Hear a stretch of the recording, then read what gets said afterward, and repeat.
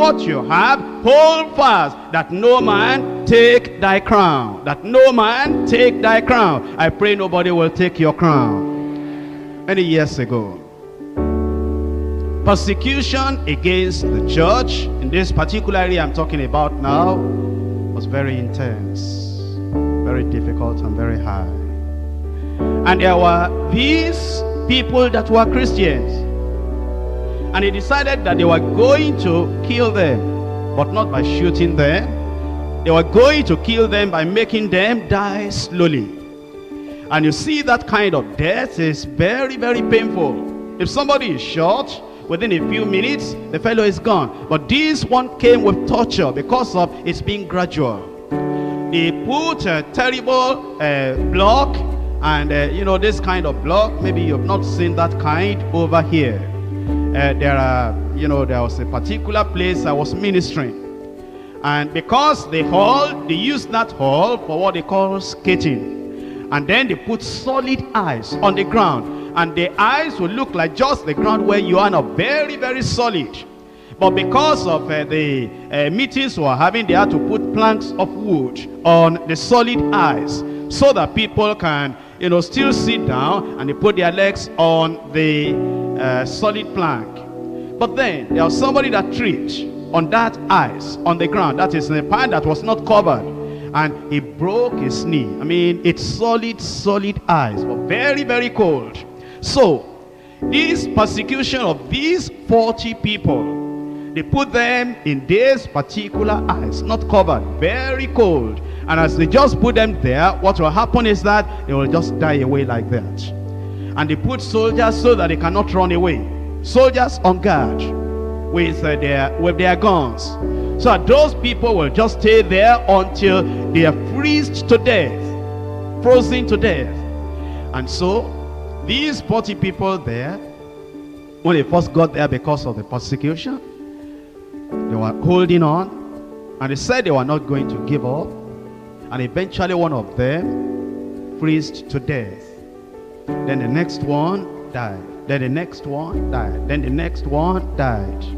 Eventually 39 died, remaining one. Do you know it's difficult to stand alone?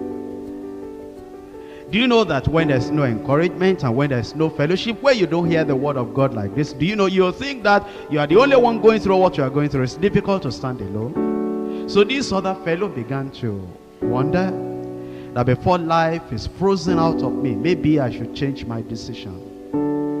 And eventually, one of these soldiers there, he had been looking at what was going on. You know, sometimes God opens the eyes of unbelievers. Like he opened the eyes of Nebuchadnezzar and gave him that dream that Daniel interpreted.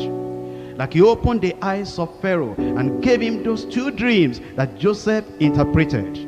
Like he opened the eyes of the wife of Pilate and gave her that dream that he eventually said, don't do anything with that innocent man. He opened the eyes of this soldier carrying the gun and watching over these people that were dying one by one. And he saw that these people, immediately they die, a crown will be put on them, and then they fly away. He was saying, what? Glorious death?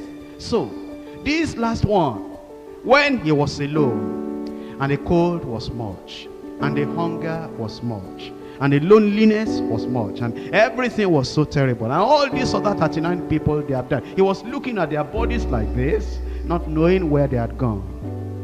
He told those soldiers, he said, I give up. I can't continue again. I can't endure again. That soldier that God opened his eyes said, you don't want to continue, come out of the ice, let me take your place. And took his place and got his crown. Hold fast what you have, that no man will take your crown. We don't know when Jesus is coming. Maybe we've gone, you see, sometimes you are traveling 100 miles and you have traveled 99 miles, it remains only 1 mile. Maybe you are feeling tired, maybe you are feeling weary, but look at all the distance you have gone, 99 miles already, and remaining only 1 mile. Why don't you say, even if I die, only 1 mile, I will make it? Why will you allow the devil to take your crown?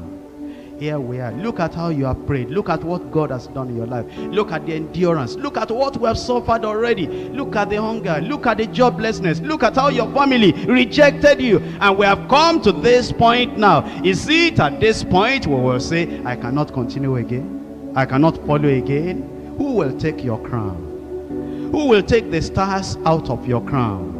Where do you want to spend eternity? How do you want to end your Christian journey? You have borne the cross to this point. Can you not bear the cross for the little space that remains? You have been a conqueror up to this point. Can't you remain a conqueror for the little time that remains, so that nobody will take your crown? I pray nobody will take your crown. The devil wants you to lose your life, to lose the crown. But Jesus is saying, my son, my daughter, my child, a little bit more endure. A little bit more endure. A little bit more endure. We shall soon be whole. Let's rise up and pray.